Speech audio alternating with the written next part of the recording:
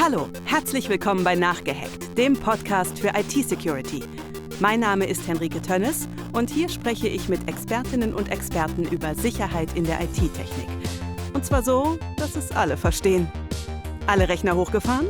Dann kann's ja losgehen.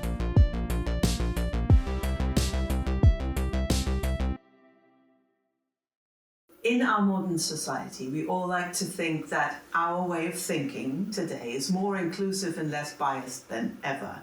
That there's a rising awareness when it comes to racist, sexist, or otherwise limiting prejudices, especially in our language. We also live in a world that is increasingly influenced by the new technologies. AI like ChatGPT, for example, seem to be driving forces that catapult us into a modern future. However, most of the AI we use in our day-to-day life have been trained using data from the past. So the answers we get are very often a reflection of that past way of thinking and the biased ideas that come with it. My guest today has made it his goal to change the biases that have been fed into these new technologies. Bilal Zafar is a professor of computer science at Research Center for Trustworthy Data Science and Security at Ruhr University Bochum, and he'll tell us all about his work today. Welcome, Bilal. Thank you so much for having me. Thank you for being here with us. Before we get into the thick of things, I always ask everyone who's on the podcast, every guest, three introductory questions. I'd also like to pose them to you, if that's okay? Very general questions. So the first one will be, if you think, or if you hear the term IT security, what is your immediate association with it? Hacking somehow.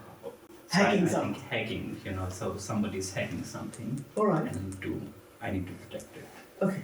Hacking and protection. Hacking and protection. Sounds good. And what do you use your computer most for? Only work. Only work? Okay. Or I would say 95% of the time. Okay. Sometimes like 5% of the time my son is bored and then he wants to watch cartoon, like not on the TV but on the laptop. So that's when I use it for non-work. But mostly I would say 95% of the time only for work. Okay, and when you say work, you mean what kind of work do you do on the computer then? Writing emails, writing research papers, sometimes writing code which I really enjoy, and I don't get enough time to do that. Okay. Something that is really close to my heart. But yeah, I would say these few activities. Okay. And last one, have you ever been hacked?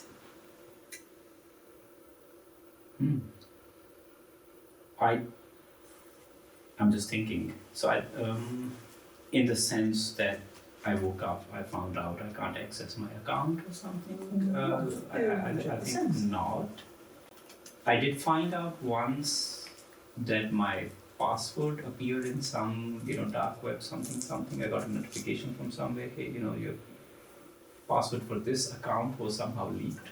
Okay. I think this was still, this was already the time when I was using, different passwords for different accounts. There was a time when I was using the same password for everything. Like we all did. Yes. But I think I was beyond that point. So luckily, I think things were fine. Okay. I hope so. Okay. Let's keep our fingers crossed. Yes. And we never really know, do we? We never know. No, unfortunately not. But it's interesting that you say, so you get a notification saying, hey, your password has turned up on the darknet. I'm kind of like, okay. That's just not fun. No, Yeah. it really isn't. Very scary. Okay, let's try and get into what kind of research work you're doing. I know this is a multifaceted business that you're in there, and we're trying to pick this focus today of unconscious bias. It's called unconscious for a reason. We will get into this. The first question that I would like to pose to you is AI or maybe let's focus on large language models. Are they fair? It's a very tricky question. I know. In the sense that you'll find many examples of these models being unfair. So for example, people showed that if you go to some of these LLMs and you say, hey, two Muslims walked into a bar and you let it autocomplete, this would not say very nice things, or you could get these models to say, things that are blatantly anti-immigrant. So you could do a lot of these things. So with that definition, yes, these models are not fair. But what we are trying to do in our team is we are really trying to build a more systematic understanding of what fair is and whether these models are fair. And what I mean by that is that, in the real world, when we think about, let's say I apply to Ruhr University Bochum, I'm a student and I want to, get admitted in the uni. And then the hiring process might be unfair. Or I go to a bank and I apply for a loan, and that process might be unfair, right? So we are talking about very specific decision-making scenarios, and we know, what is the beneficial outcome that I want, and the distribution of that outcome.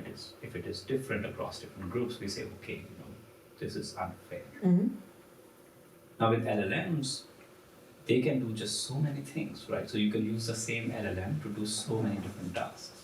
And so just saying that one large language model is unfair, I feel is a very loaded question, right? So I think a better question, and that's what we try to ask, is okay, if I use this large language model for this specific task, is the model on that task unfair? So that is a sort of understanding that we are trying to build.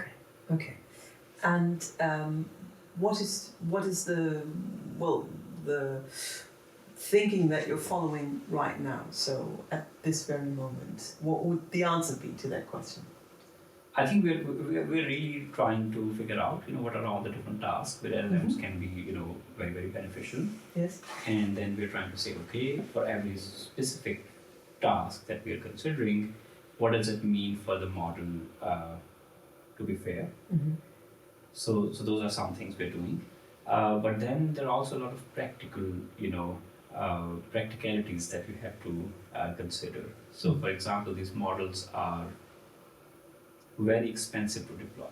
So these are huge models. So you need, very expensive hardware to deploy them. And if you want to scale them, it can get very expensive, right? Yes. And so what people do is, it's very common to somehow make these models more efficient by changing them slightly. So you have a large language model, you train it, and then you make some changes to it, which make it more, cheaper to run. And so we are also looking at what happens to the fairness of the model when you make it cheaper to run, because that might somehow change the behavior of the model. So we're trying to look at it in a rather, I would say, holistic manner. So what happens to fairness in a lot of different settings? Yes, and also with the fairness also to trustworthiness, for example, and this all interconnected, right? It's all interconnected, so fairness is just one angle of it. We also want these models to reason in a proper way, right? So if I ask a model what is 2 plus 2 and it says 4, I don't want that the model has just memorized this thing, because then if I ask it a more complicated question, so I might ask the model, what is 2 plus 2 and it says 4, maybe it has memorized it. I'm not saying that's what LLMs, that's what the frontier LLMs have done. Or if I ask it what is 3 plus 3, it says 6. And now I have built some sort of trust in the model. And now I ask it a question which is a really difficult question, whose answer I do not know. Yes. And I just trust the model because I thought, 2 plus 2 is 4, the model was right. So we're trying to also look into some of these aspects and figuring out, so we're trying to figure out, are these models reasoning properly? Yes. And so fairness just fits a bigger picture. Yes. And then when we come to questions that arise in society and we want to ask them things, these answers might be highly biased. Indeed. Yes. Indeed. Also, and mainly because of the data that they've been fed with. That is true as well. So the models are in a way reflection of the society, right? So they are just, if you think about how these models were trained, or a large part of their training is to just take some data from books or from internet and just predict the next word, right? And so we know what all exists on the internet, or a lot of the historical data that we have. It does contain some biases. Yes. Well, in the introduction we said there's this term unconscious bias. And I would like you maybe to explain this a little bit. So what does that mean in the context of AI training in that case? I would start actually from, what does unconscious bias mean for me as a person? And of course, my answer would be, people might disagree with it, but let's say I'm unconsciously biased, and I try to figure out, what does it mean? So let's say, I'm interacting with a group of people, and I have built some stereotype in my head, and let me just think of an example. I say, this group of people is not very good at maths. Right. So me, basically, you have a prejudice about me. Very nice. That's fine. No, go ahead. It's a completely hypothetical example, and it's made up. And I'm, and of course, you can see I'm really, wrong here, right? It is just some stereotype. I have, heard it from somewhere. I made it in my head. I have no data to back it up, right? And I should actually, stop right there and take some time to examine my prejudice or my stereotype, and so that's sort of how I think about unconscious bias. So this is how I would say, one way in which I could be unconsciously biased, right? That and similarly, if we now think about large language models, these models are trained on some data, and let's say now I'm training my large language model, and I was not very careful about the data that I fed to the model, and there was some biased data in there. So the model might just end up picking these, correlations in the data, and then the model might be unconsciously biased. So that's one way in which I think about unconscious bias, or how unconscious bias creeps into, models. But there are also many more subtle examples or subtle ways in which unconscious bias can come into the model. And one example I could think about is people come from different countries. Yes. And people from different countries have different demographic features, right? And if I'm building a predictor based on heights of people, then we know that people from different countries have different heights.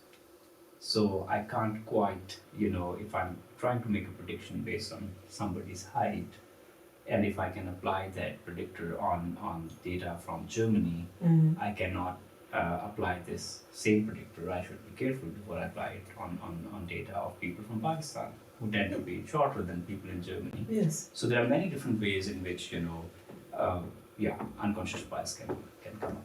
Yes, yeah, even in seemingly very simple things. Indeed. Yes. Indeed. But of course, it changes the outcome. Indeed. So exactly.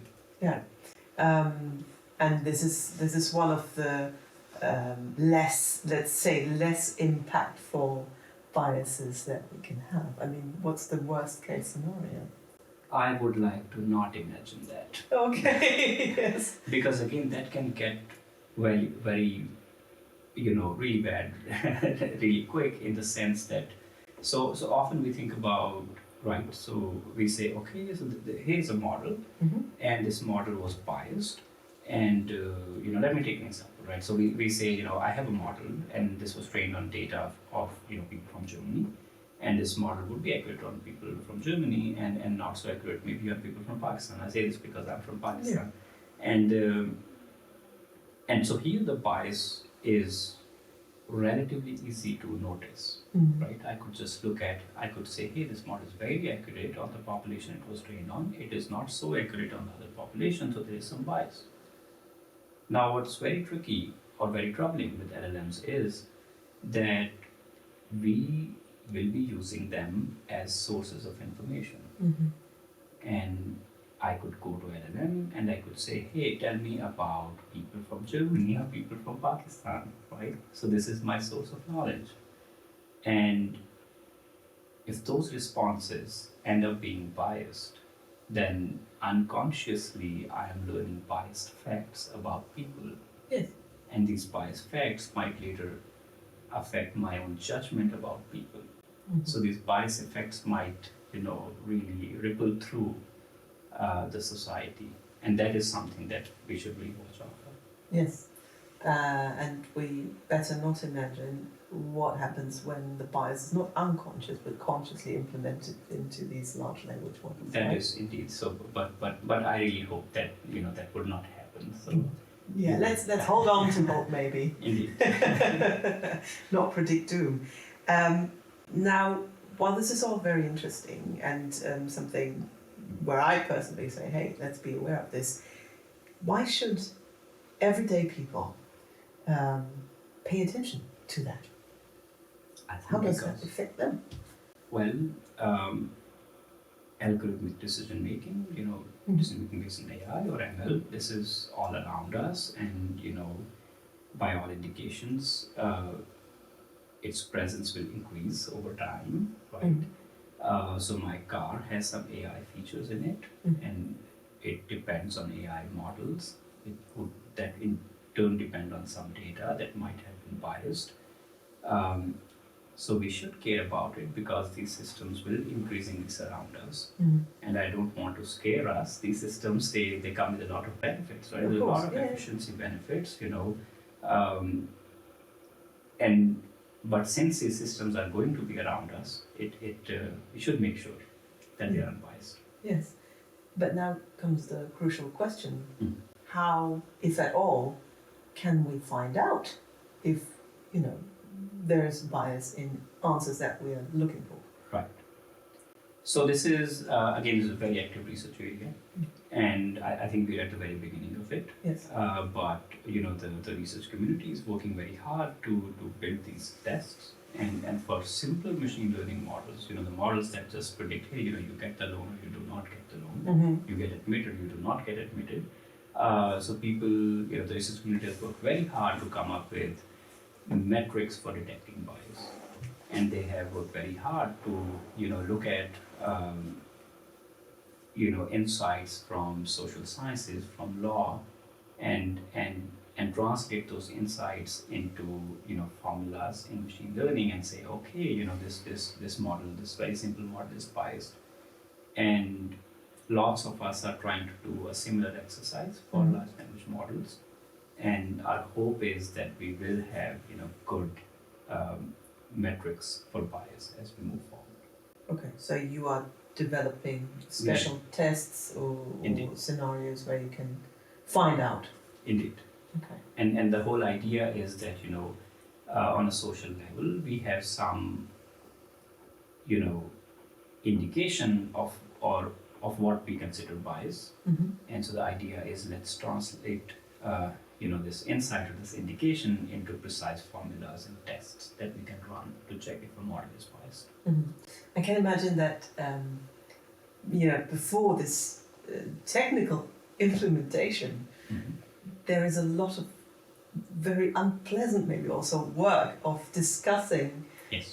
So what are the premises? Indeed. The social premises that we set in order to find out what we have to build. Yes. I don't think it is unpleasant at all. I think it's very insightful. I think it actually encourages us to have very thoughtful discussions in society.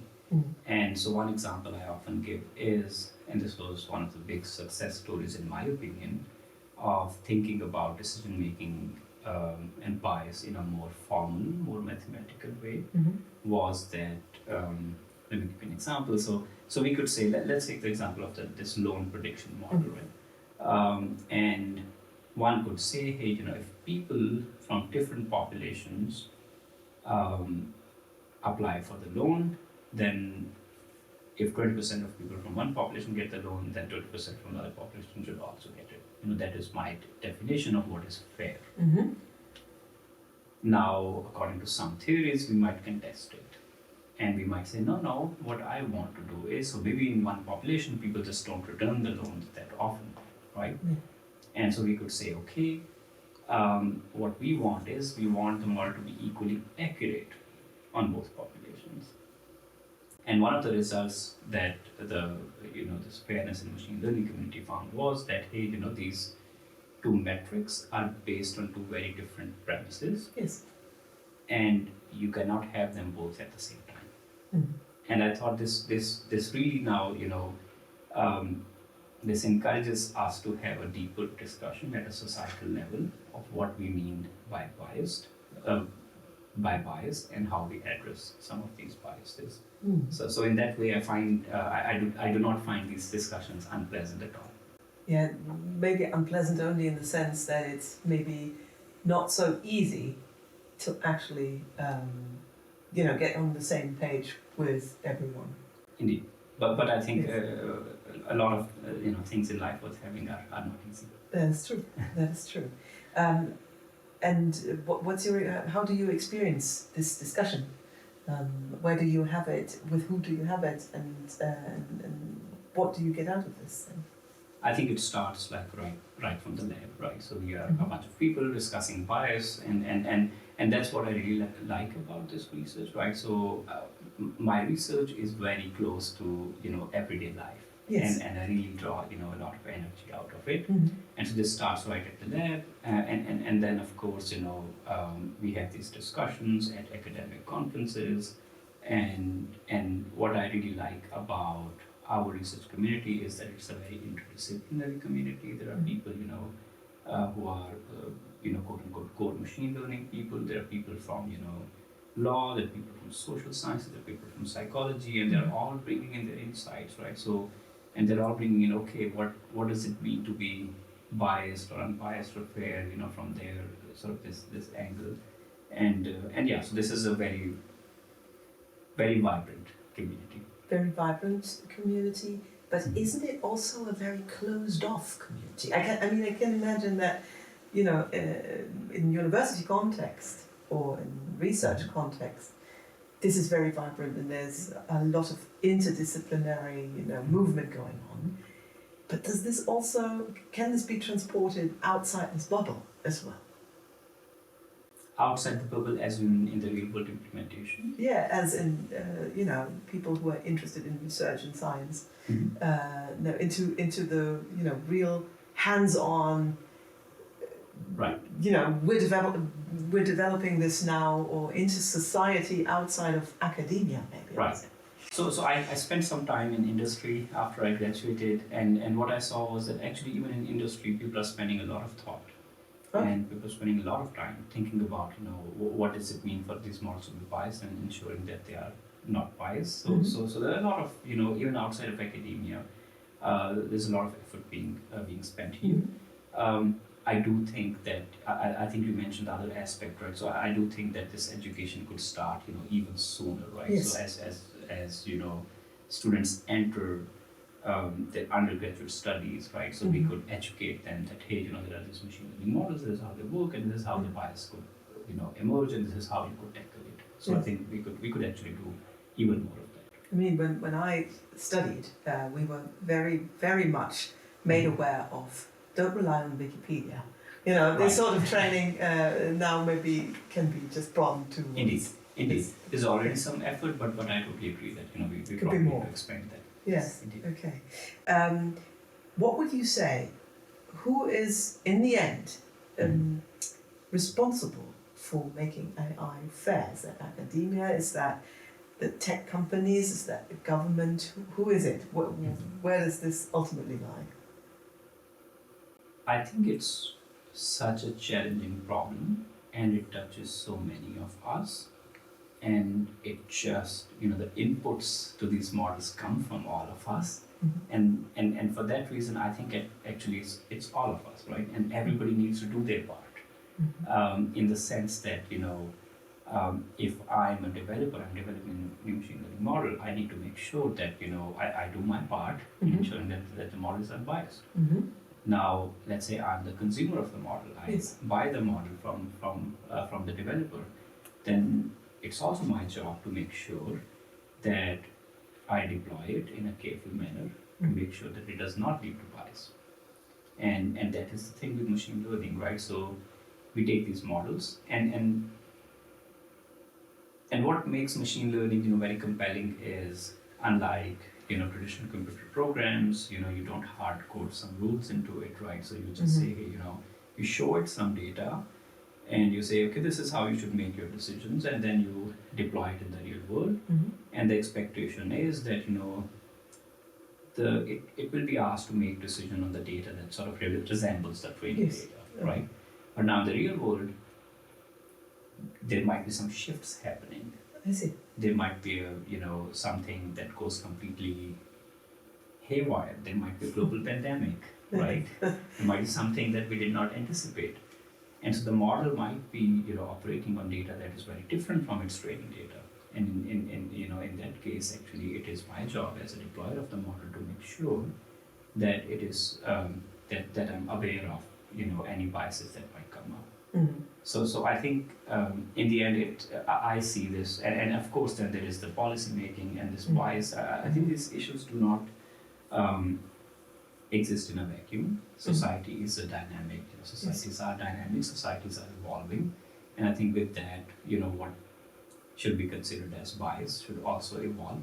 So overall, I see this as a job, for all of us. Mm-hmm. So basically, what can we do? Me as what could I, contribute? That's a very good question. I should think a little bit about this. I think you should definitely make sure that any models that you are using are unbiased. If you find some bias patterns, I would encourage that you inform the developers, because it's something they might not have thought about. Okay. And again, this is the thing with machine learning, right? So you train a model in the lab, and you may not have considered all the different scenarios in which it's going to be deployed. So I think that is definitely something that you should do. Okay. But for example, if I stumble on something that is maybe racist or maybe whatever, would it help if I then told, the model, hey, this is a very racist thing to say. This is, Right. Can I put this in? Will this have an impact? Or is that just, someone raging on the internet? I'm trying to recall, because I think a lot of these, LLM providers, they do have these thumbs up, thumbs down sort of things, right? I think you can actually provide feedback and say, hey, this is not okay. And even if this thing does not exist, I'm sure they have some contact, right, where you could reach out and say, hey, this model is, has this behavior, maybe it should not do that. Yeah, okay, very interesting. Do you think, honestly, that there will ever be an unbiased AI at all? I think yes. Yeah. And that is what I'm excited about, Okay. right? So Okay. I think we can do that. I think we can actually have an unbiased society, and by extension, I think we can actually have unbiased machine learning models. Yes. And that is that's the goal that I aspire for in my day-to-day work. Yes, and that we should aspire to in society as well. Indeed. To solve all of these problems, can maybe synthetic data be some sort of help, like feeding, something that we want, that we create into a model like this? Indeed, it can be, and synthetic data is exactly right. So we say, hey, this is the data that I got. It was biased, and I know, I'm simplifying things, Yes, of course. and I know these were the biases. So let me adjust that data a little bit, so that I know the data is now unbiased, and then if I feed it to the model will learn, the unbiased behavior. That is something you can do. Okay. There are techniques, and I would, also works on these techniques. In my past work, I have also done that. That you can say, okay, so my data is biased. I find it very difficult to fix the data. So let me add some mathematical, additions to the model, so that the model still learns some unbiased behavior. Okay. So you can point the model in certain ways. Okay. So that is something you can definitely do. And I think, given how complicated this bias topic is, and given how difficult it is, I think we do need, a whole bunch of techniques in our toolbox to make them unbiased. Yes, and to counteract all of these things that have been fed Exactly. in the past. I imagine this is very tricky work, very like a big puzzle that you have to solve. It is. You should be very careful. You have to always, think about your assumptions. You have to think about them in a considered manner. You have to say, am I doing the right thing? You always have to be willing to change your assumptions, update your assumptions. Self-reflect also. You always have to self-reflect. You always have to, seek out, different perspectives and seek out, critical feedback. But I find this whole line of work very rewarding. Is that also the reason, or the main reason why you went into this research field? I think I almost accidentally, was it an accident? Maybe not. Are there but any accidents? But I think I came into this research field. I think I can't even fully remember what were all the events that led me here. But now that I'm here, I really like that I can draw inspiration from my everyday life, and I can bring it to my work. Yes. And when I think about all the positive impact that this research can have, so that is something that really excites me. Yes, positive impact for society. Also, I mean, it is also a question, of course, of security and trustworthiness. Absolutely. All of these things that play a vital role, but it is also, of course, at the root of where we want to be as a society. Indeed. Yes, Indeed. that's very, very interesting. Well, actually, this is just, like the tip of the iceberg that we're talking about when we're talking about your research here. It definitely is. There's a lot that I want to talk about. There's a lot of things I had to hold myself back. So in a lot of places I thought I was getting too technical in this thing. But yes. But maybe I can persuade you to come back, and then we will talk about other aspects of your work Absolutely. in a different episode. But thank you very much, because I think it's very important to generally raise awareness on all of these things, that we're surrounded by artificial intelligence that was ultimately created by humans, very flawed humans, very biased people, without wanting to be biased even. Right. So I think it's very good to see that this also has an impact now on our future and where we're going. Absolutely. Yes. Absolutely. So thank you very much for taking us by the hand and showing us. And thanks so much for having me. Yes. I won't let you go just yet. There's one more question that I'm asking everyone. I'll have some. Yes, absolutely. Have some water. It's a very, well, depends on your answer. Might be very short or very long, because this is ultimately an IT security podcast. So all of the experts that I have here in this chair where you're sitting have to answer the question of, if you could give a piece of advice to our listeners out there in terms of being safe, IT security, a takeaway, so to speak, a tip of some sort, what would you tell them? So it's a very, very good question. I would just say, always reevaluate your assumptions about what you see. That is a very, very That's good what tip. I would say. Always reevaluate your assumptions in real life and also online. Online. Yes. Offline. All Yes. right. Bilal, thank you very much for being here. It was a great pleasure. Thank you, likewise. Thanks. Thanks so much. Das war Nachgehackt, der IT-Security-Podcast. Ich hoffe, ihr habt heute genauso viel über IT-Sicherheit gelernt wie ich. Vergesst nicht, uns zu abonnieren, damit ihr keine Folge verpasst. Bis zum nächsten Mal und bleibt sicher.